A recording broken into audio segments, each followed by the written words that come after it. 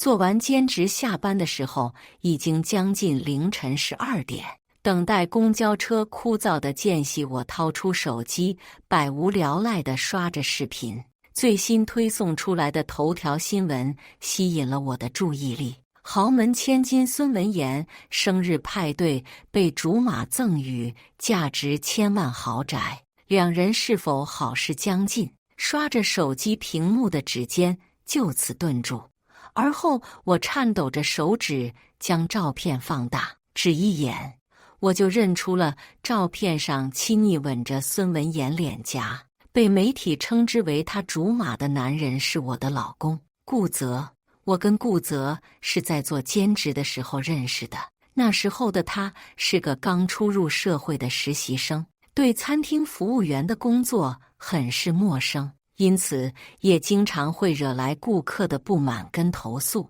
我不忍心见到他垂眸被顾客责备的模样，于是每次都会主动走过去帮他解围。一来二往之后，顾泽大概也是被我的性格所吸引，因此主动提出来想要跟我在一起。1年后，我生日那天，他单膝跪地向我求婚，手上拿着的是一枚再廉价不过的银戒指。桑初，虽然戒指廉价，但是我对你的那颗心是真的，嫁给我好吗？当戒指套进我无名指的那一刻，我们的婚姻就这样开始，他的豪门游戏也就此开启。结婚后，顾泽跟我说，他从小就是苦过来的，家里人把他卖给了人贩子，吃不饱穿不暖的日子已经是常态。他能够有现在这样安稳的生活，都是辗转好久之后得来的。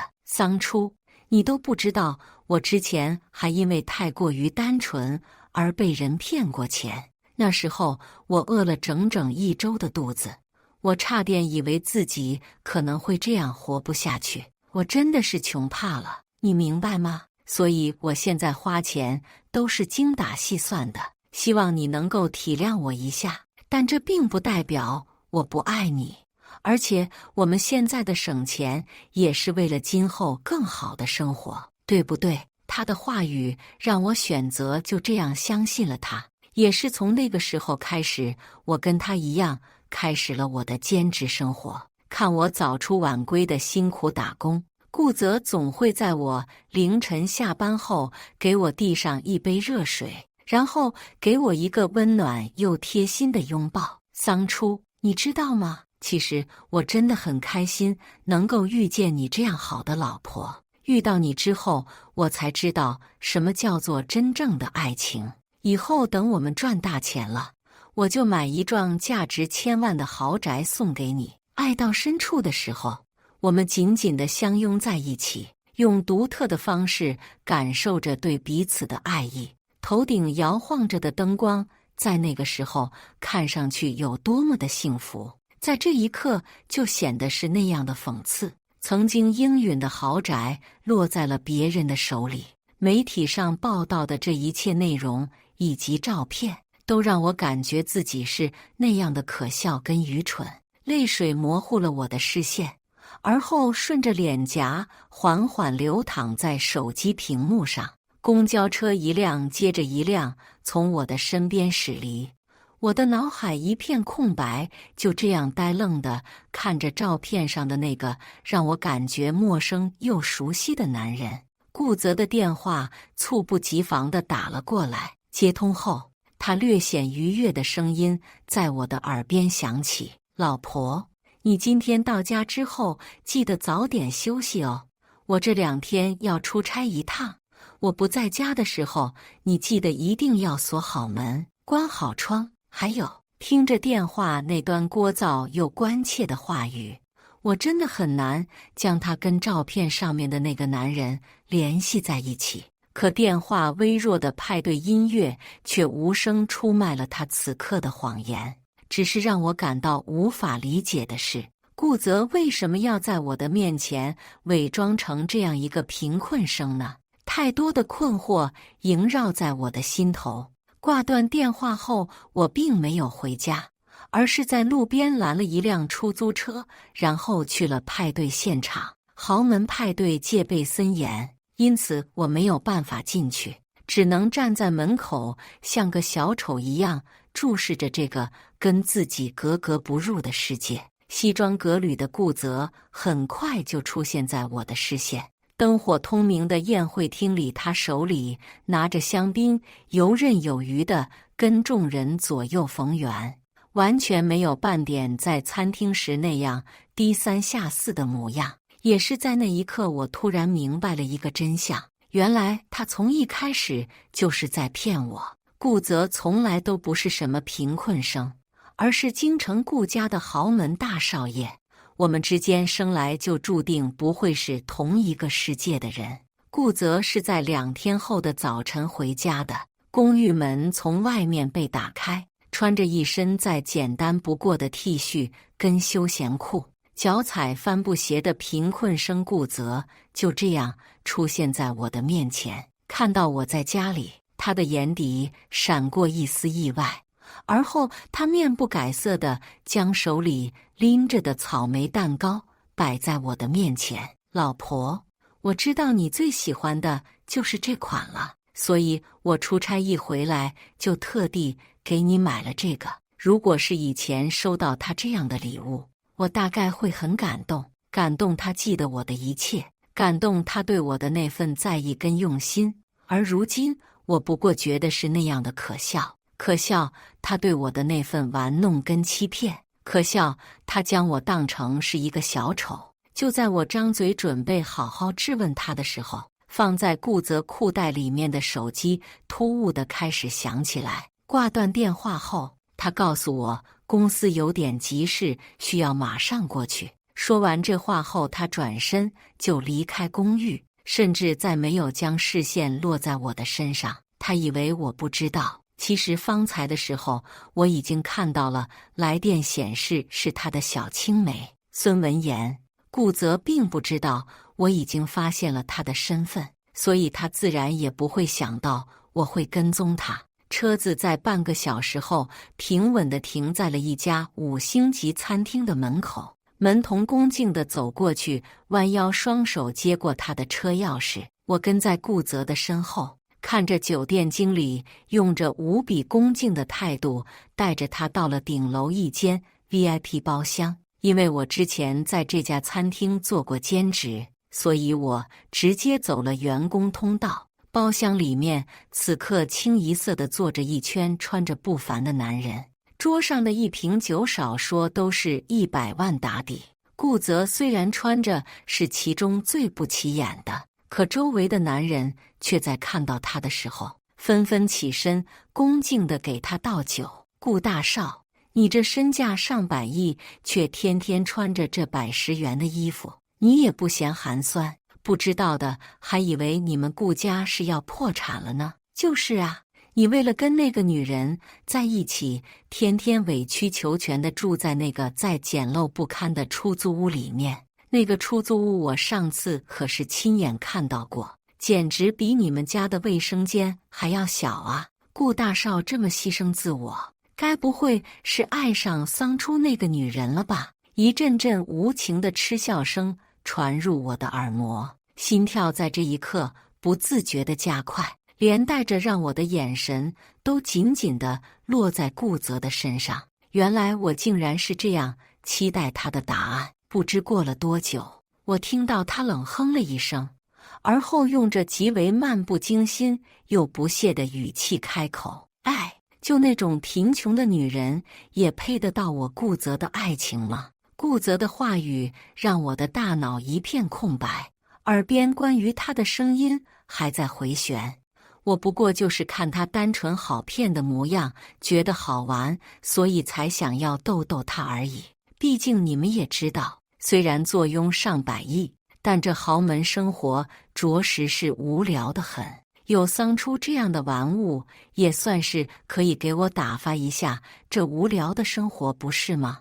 你们是真的不知道，我不过就是简单的3言2语，他竟然就真的相信我贫困生的身份，还巴巴的给我节约用钱。就算穿我从2手平台买过来的衣服，都毫无怨言了。这他妈简直比我家狗还听话，既不用花钱，又能够得到女人在我身上一心一意的付出，这难道不是一笔很划算的交易吗？话音刚落，包厢内响起此起彼伏的笑意。这一刻，我感觉整个人置之冰水，也是第一次体会到什么叫做心痛到麻木不仁。原来他口口声声对我的那份喜欢，从来都是骗我的。原来他不过就是将我当成是他豪门枯燥生活的一个玩物罢了。就在我还没有反应过来这一切的时候，就听到包厢里面的声音再次传来。不过既然如此的话，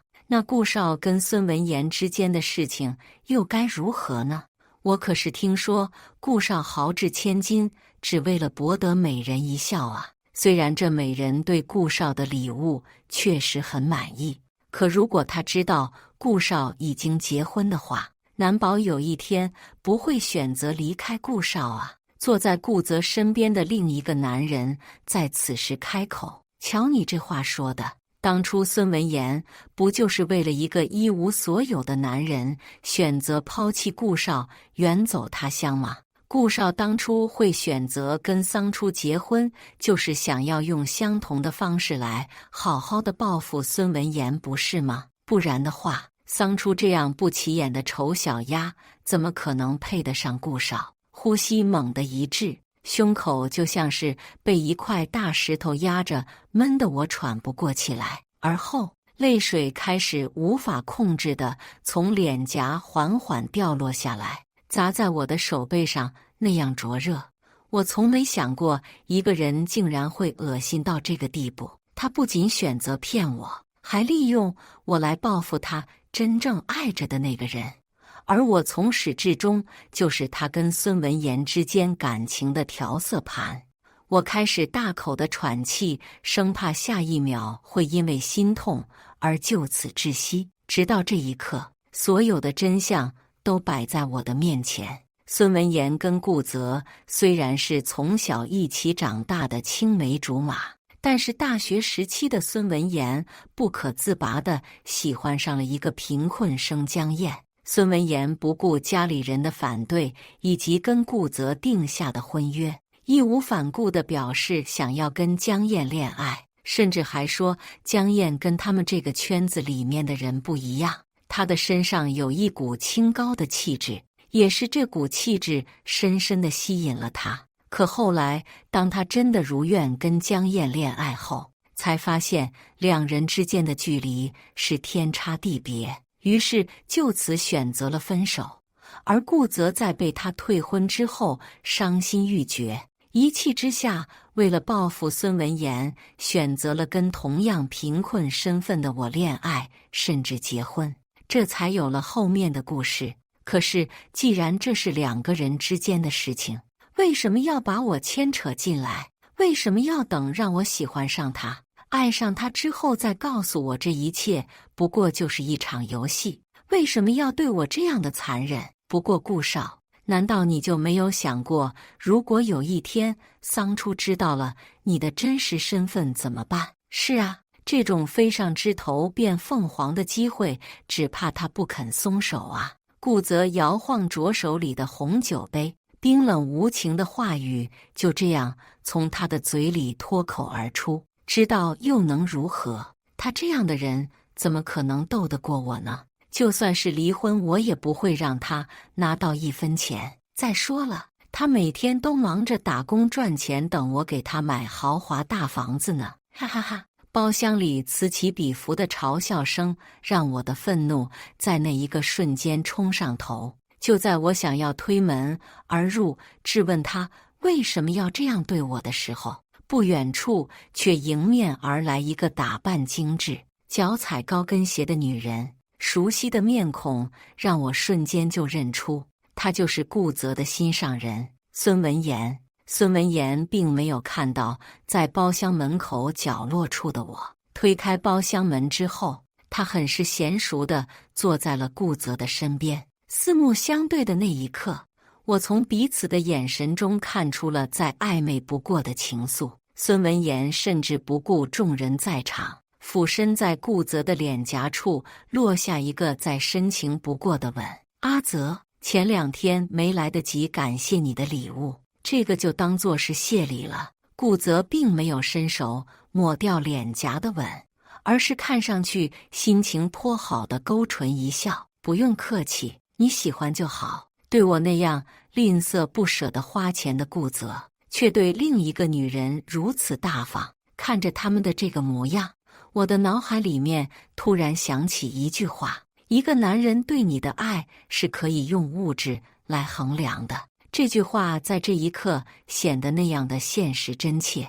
我不知道我是怎么走出餐厅的。等我再次回神过来的时候，我已经坐在了人来人往的大街上，脸上挂着的泪水让周围的行人都不约而同地选择将视线落在我的身上。可我并没有在意他们的目光，而是蹲在路沿上开始嚎放大哭起来。在一起的这7年，我将一整颗心都放在顾泽的身上。每天不管工作再累，下班后我都会去菜市场买各种顾泽喜欢的食材给他做好吃的。给他花钱的时候，我从来都不心疼，而我则不舍得给自己点1餐外卖，甚至看到喜欢的包都会选择努力压抑住想要购买的冲动。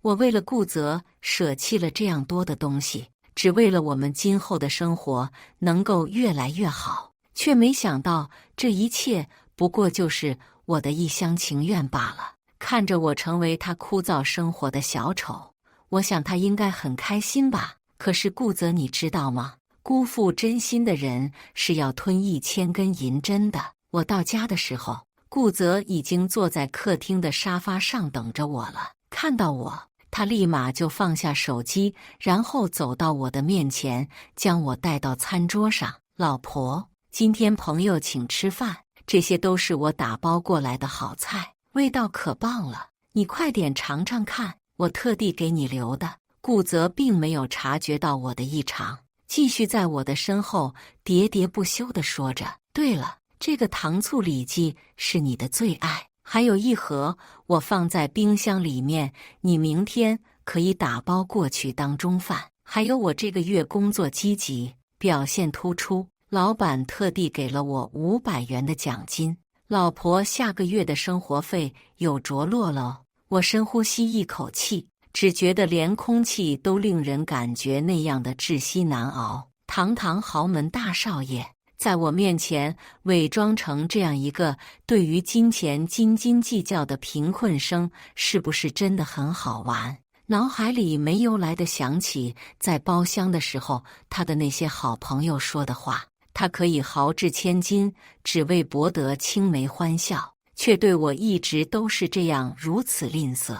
他可以一边享受着我对他的爱情，一边又光明正大地表达着对孙文言的喜欢。他还骗我说他从小是过苦日子长大的，试图以此来博取我对他的同情。从他出现在我面前的那一刻，他就是一个无比虚伪、满口谎言的顾泽。包括他曾经亲口跟我说的他爱我，思及此，胸闷的感觉再次不加遮掩地朝我袭来，眼泪无法控制地顺着脸颊缓缓砸到顾泽的手背上。他终于察觉到了我的异常，嘴角的笑容微微一僵，而后掰过我的身体，让我就这样直视他。老婆，好端端的，你怎么哭了？是不是外面有人在欺负你？你告诉我，我去找他算账。见我不说话，顾泽很是焦急地伸出手，用指腹温柔地擦拭掉我眼角的泪水。老婆，你告诉我呀，到底发生什么事情了？你不要不说话，这样我会担心的。我抬眸看着他，他一脸担忧的模样，看上去真的像是爱惨了我。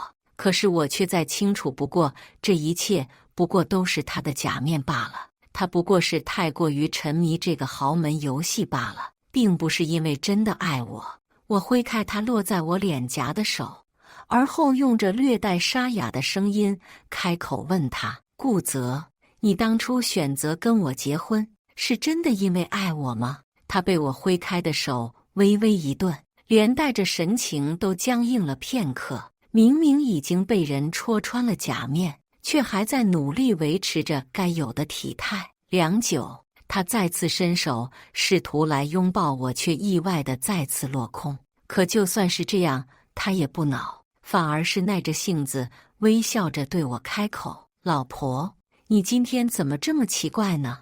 我会选择跟你结婚，当然是因为我爱你呀，不然的话，我为什么要跟你在一起呢？”他说出这话的时候，神情看上去是那样的认真，他也确实很认真地在欺骗我。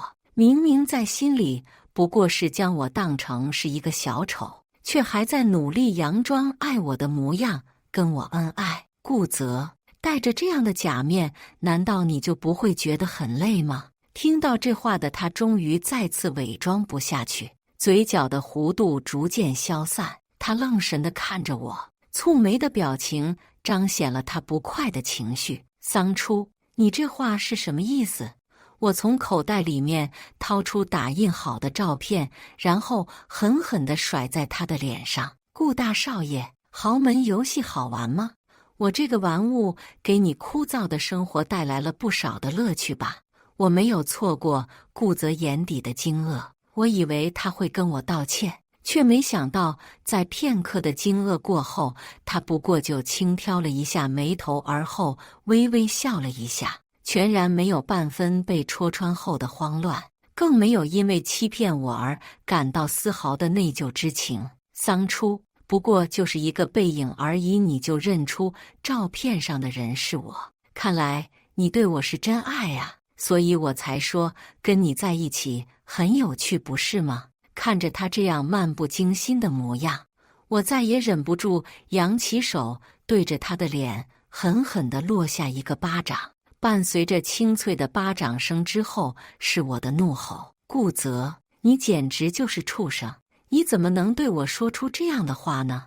他并没有因为这个巴掌而迁怒于我，反而是对着我轻笑了一声：“桑初，既然你都已经知道这一切了，那我自然也没必要再跟你继续伪装下去了。不过说实话，你也应该感到荣幸才对，毕竟跟你结婚的人可是京城有名的富家少爷，这个机会可是别人想要都没办法得到的。所以就算是被欺骗了，感情又能如何呢？最起码你成功当上了顾少奶奶，不是吗？”我没有想到，事到如今，当一切真相摆在彼此面前的时候，他对我不仅没有一句的歉意，还能如此厚脸无耻地对着我说出这样的一番话来。看透了他的真面目，我无法容忍再跟他一起生活，于是从茶几的抽屉里拿过我在2天前准备好的离婚协议书，丢在他的面前。顾泽，离婚吧。顾泽大概是没有想到我会主动跟他提出离婚，更没有想到我不要他的1分钱。他蹙眉，一脸不解地看着我，眼神带着些许的审视跟试探。良久，他终于开口问我：“桑初，你该不会是想要以退为进，让我对你产生愧疚之情，以此来更好地将我绑在你的身边吧？”我冷哼了一声，他未免也太过于自信了些。跟这样的男人在一起，我连1秒钟都不想多待，因为看到他只会让我感觉恶心想吐。听到我的这话，他的神色微微一变。毕竟在顾泽的世界，所有人对他都是那样的恭敬，还从来没有人会这样不怕死地挑衅他。就在他准备再次开口的时候，放在裤袋里面的手机铃声不合时宜地响了起来。我清楚地听到从话筒里面传来孙文言的声音，而后焦急担忧的神情逐渐呈现在顾泽的脸上。挂断电话后，他二话不说就丢掉手里的离婚协议书，并且朝着门外走去。就在他即将离开公寓的时候，我出声喊住了他的名字：“顾泽，把离婚协议书签了，我不想再看到你。”他却连看都没看我一眼，直接继续迈开脚步离开了我的视线范围。公寓门再次关上的那一刻，我整个人就这样瘫软在地上。他欺骗我的感情，甚至在被我戳穿之后，还没有对之有丝毫的歉意。就连现在我跟他提出离婚，他都能够如此云淡风轻地丢下我，而这一切只因为他的青梅。孙文言一次次的失望之后，最终是对他的绝望。收拾好情绪之后，我将顾泽在我公寓里面的东西都整理出来，并且丢在了门口。既然已经准备离婚，自然也代表着今后有关他的一切跟我都不再有任何的关系。做完这一切后，已经是半夜，手机却叮咚一声传来短信提示音。短信是一张照片，孙文言跟顾泽暧昧拥吻的模样，在那一个瞬间刺痛了我的眼睛。还没等我将孙文言的手机号码拉黑，他的短信又发送了进来：桑初，但凡你识趣一点，你就应该知道，顾泽心里爱着的那个人一直都是我。就算你跟他真的结婚领证了，成为法律意义上的夫妻，又能如何？他的心还是我一个人的，所以不要再白费力气将他绑在身边了。跟顾泽离婚吧，我不想再跟这种垃圾继续纠缠不清。于是反手就将他的电话给直接拉黑删除，却没想到第二天，孙文言竟然会直接找上门来挑衅我。你果然跟顾泽口中所说的一模一样，浑身上下的衣服都是别人不要的二手货，一股子的穷酸味。就你这样的女人，怎么能配得上我们阿泽呢？简直就是不自量力。他踩着高跟鞋，一身的名牌衣服，让他在面对我的时候，总是带着一股莫名的优越感。桑初，我知道你不想跟顾泽离婚，是因为不愿意就这样放开顾泽这块肥肉。我也能够理解你的贪婪之心。这里是500万，只要你点头同意跟他分手，这笔钱就是你的了。这也算是你这些年照顾阿泽的辛苦费。见我没有说话，也没有应答，他固执地以为我不同意跟顾泽离婚，于是情绪有些急躁地捏住我的手腕。桑初，你们的这段婚姻从一开始就是错误的。顾泽会选择跟你结婚，只不过是为了刺激我，想要让我回到他的身边。眼下我已经回来了，所以你可以滚出我们的世界了，明白吗？你不知道吧？其实你才是我们之间的那个第三者。还是说你这么不肯轻易离开，是因为你就喜欢做小三呢？他的话还没说完，就被清脆的巴掌声给直接打断了接下去的话语。握着我手腕的动作就此松开，他的手捂着自己红肿的脸颊，而后一脸不可置信地看着我：你敢打我？打你就打你，还需要挑日子吗？就在他用着极为恶毒的眼神扬起手准备朝着我的脸颊狠狠落下的时候，却突然转变成一副可怜兮兮的模样。而后我就听到了顾泽愤怒的声音在我身后响起：桑初，你在干嘛？想起顾泽如此宝贝孙文言的模样，我勾唇微微扯笑了一下，而后扬起手对着孙文言的另一个脸颊再次落下一巴掌。因为这2个巴掌，顾泽终于下定决心跟我离婚。桑初，你不仅是穷，你还极为没素质。我当初真的是瞎了眼，才会选择跟你结婚。你的那些单纯都是伪装出来的吧？果然动了他的心上人，他很快就恼羞成怒了。而我听到他的这番话，不过是不痛不痒地轻笑了一声。孙文言在得知我们要离婚后，很是虚伪地拉着顾泽的手，好心地劝他不要这样冲动。阿泽，都是我不好，不应该主动出现在桑初的面前，惹他不痛快。他是因为不想看到我在你的身边，所以才会对我动手的。既然我的存在已经影响到你们的婚姻，那不如我还是出国吧。顾泽一把抓住他的手腕，该走的那个人从来都不是你。桑初，离婚吧。拿到结婚证的那一刻，我的内心终于感到了一阵的畅快，因为这也意味着我终于可以摆脱掉顾泽这个渣男。虽然我说什么都不要，但为了弥补对我的愧疚之情，顾泽将我现在居住的公寓买下来送给我。我看着手里的房产证，直接当着他的面笑了出来。7年的时光，曾经的那些承诺，到头来豪宅变成了出租屋。他对我也真的是足够抠啊！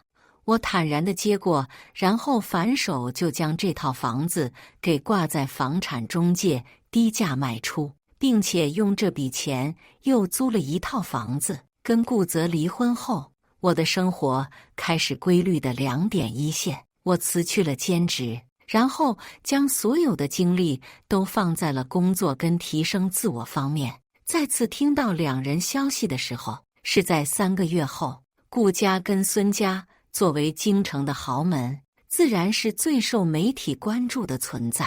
据说孙文言被狗仔发现曾经在国外有过一段婚姻，甚至还生育过孩子。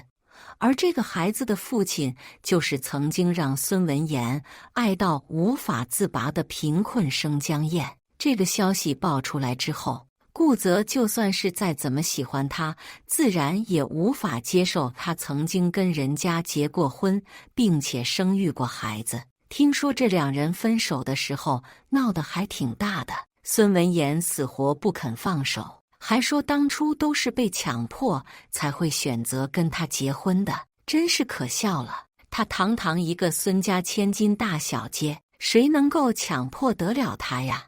而我听到这些的实情，不过淡然一笑，因为这些跟我都已经没有任何关系了。只是让我感到意外的是，这天我刚下班走出公司，却在门口意外地看到站在豪车旁边，手捧着一大束玫瑰花的顾泽。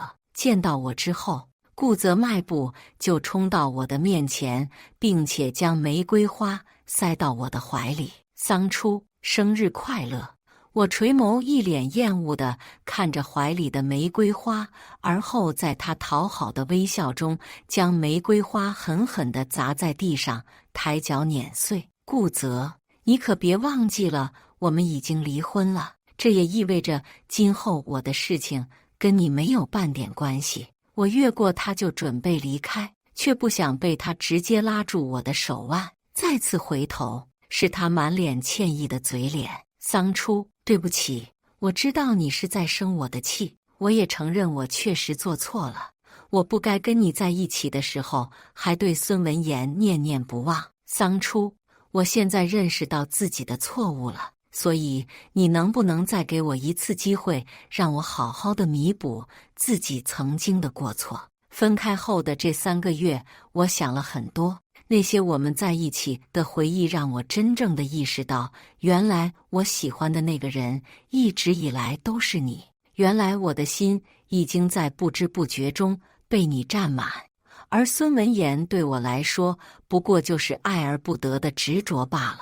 从他选择抛弃我的那一刻，其实我就已经放下他了。都说君子回头10年不晚，桑初，原谅我好不好？只要你答应跟我在一起，我就给你买一幢豪华的大别墅，给你买豪车，带你去世界各地旅行，满足你的一切愿望。还没等他说完，我直接嗤笑了一声，打断了他这喋喋不休的话语。我真是没有想到啊，都已经离婚了，他竟然还要来我的面前表演他对我深情款款，甚至放不下我的模样。他以为只要他回头，我就一定会站在原地等着他吗？简直可笑！见我沉默不语的模样，顾泽以为我是在思考，于是继续开口劝我：桑初，如果跟我在一起，你就会成为京城有钱有权有地位的顾太太，这是多少女人梦寐以求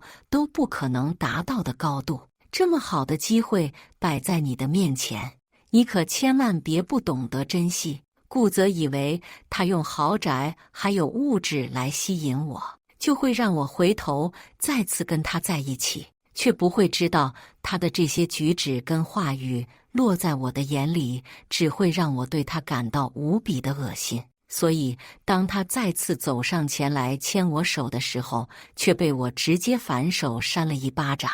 清脆的巴掌声让他就此沉默下来，眼底的隐怒并没有让我在面对他的时候就此退缩。顾泽，你真是可怜。他大概是没有料到我会突然对他说这样的话。生活在权势中，却还是学不会所谓的爱情，也得不到任何人的爱意，不是吗？不然的话，你也不会再被孙文言一次又一次的抛弃利用，不是吗？顾泽，别再来找我。从你出现在我的面前，决定欺骗我的那一刻开始，我们之间就注定不会有一个美好的结局。别忘了，是你亲手扼杀了那份曾经我对你的真情。说完这话后，我不再理会他，越过他就离开了这里。我以为我都说得这样清楚，顾泽应该也不会再出现在我的面前，却不想从那天开始，他每天都雷打不动地给我送花、送下午茶，甚至还有价值不菲的钻石、黄金，却都无一例外被我当着他的面直接丢进了垃圾桶。桑初，我知道你还在生我的气，我会等你直到你气消为止，回到我的身边。为了不再跟他继续纠缠不清，我跟公司申请调离岗位去另一座城市，工作交接不过短短1周的时间。只是让我感到意外的是，我的顶头上司竟然会是大学时候的学长周岩。好久不见了，桑初。在周岩的带领下，我在分公司的工作很快就上手，甚至在他的帮助下，我拿下了进入项目组之后的第1个合同，也因此拿到了一笔不菲的奖金。为了表达这份谢意，我决定请他吃个饭。跟周岩的用餐过程很是愉快，他还是跟大学时候一样，不仅懂得照顾人，还很会活跃气氛，相处起来总是让我感到很舒服。桑初，谁允许你背着我跟别的男人在一起？顾泽的声音意外打断了我跟周岩之间的这个气氛。我蹙眉，极为不满地看着此刻站在我们面前，一脸愤怒看着我的男人。